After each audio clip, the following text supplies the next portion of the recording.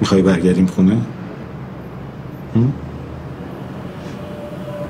چه اشکم در من مهربون شدی؟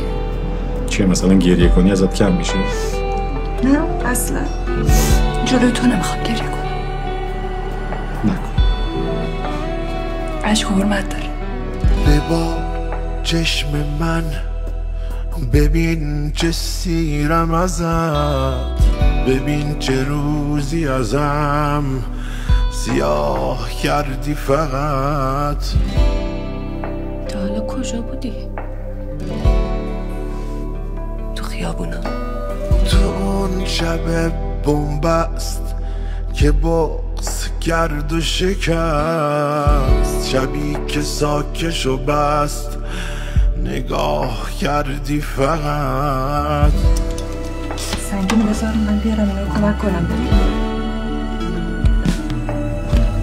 گذاشتی راحت ازت جدا شد دلم، بسوز خوبه بسوز کمت نباشه دلم. ببار این تازه روزای خوب توه، شبی که میبینی دم غروب توه. تا خوابم نمیبره. بیا اینجا.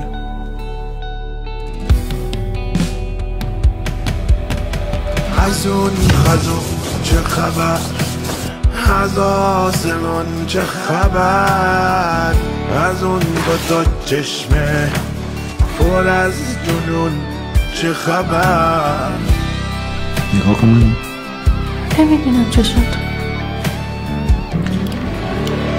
همون که تنها بود، همون که تنها رفت، همون که عمر تو بود، از اون چه خبر. کجا با این مرد خوب آشنا شدی؟ استادم. این مردی که اینجا نشستی زمان استاد من دوستش داشتم. خواستم بگم شما خیلی وقت اون حس درونی و جوشش و اشتیاق در من زنده کردیم. از همون روز اولی که اومدن سر کلاس. خداحافظ.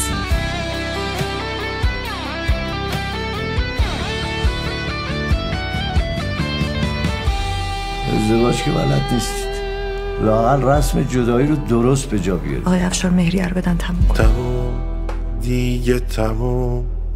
عاشق شدن اشتباهه؟ عشق کدوم؟ بله اشتباهه. که عشق عمر منو حروم کرد، حروم که پیر کرد منو، اسیر کرد منو، که پیش چشم خودم شکار شد آهوم، شکار شد آهوم. همینطوری الکی بهت حقوق خوب میده، میخوای خونه بگیری بری دبی؟ همینطوری خالی خالی؟ ببار چشم من، ببین چه سیرم ازت، ببین چه روزی ازم سیاه کردی فقط.